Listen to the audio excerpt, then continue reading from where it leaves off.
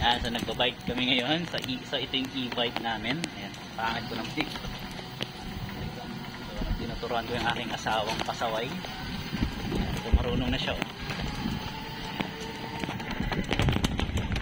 Wow, marunong na. So nandito kami sa cemetery. So ito yung walang masyadong tahimik. Seryoso. Tek na siyang bumangga kanina. Tsaka bumaba siya, hindi siya nagpreno, bumaba talaga yung paa niya. Tutukod niya daw. Okay, so yun talaga ganyan na mga first time.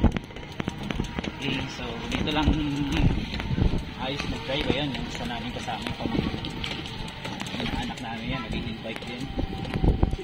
So parehong Red Star.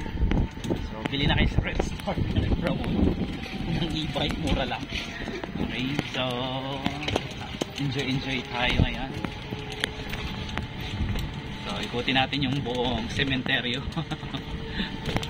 Bulabog sa sementeryo. Sila naman ang dumadalaw sa bahay, tayo naman ang dalawin nila. Sila naman ang dalawin natin at bulabogin. Okay, so ayan. Just practice lang, ikot-ikot lang ng laps hanggang sa magamay ng magamay niya yung pagdadrive pa lang ang nagagamay niya. Sa pagpreno pa, papractice pa pagpreno, paano mag-apply ng preno sa mga paliko or mag-slow down or mag-minor.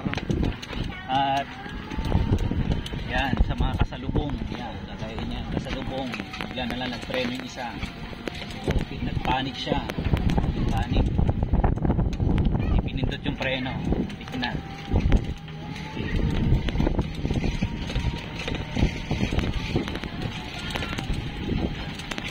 Ang bubuntukan niya.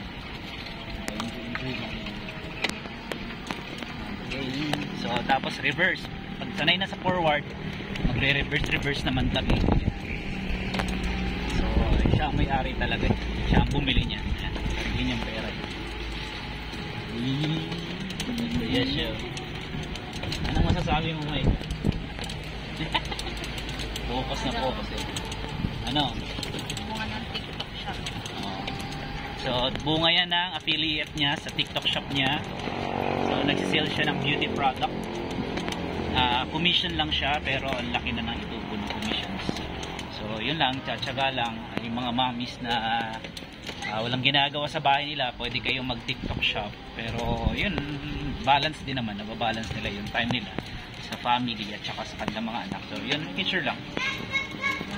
Tsaga-tsaga lang, siya na magbabayad monthly nito. 18 months lang naman siya sa home credit. 2,000. Okay na yun, mababa na. Kaya-kaya na. Alright, so ito na namin engine journey and mamaya ano ko sa inyo, re-review.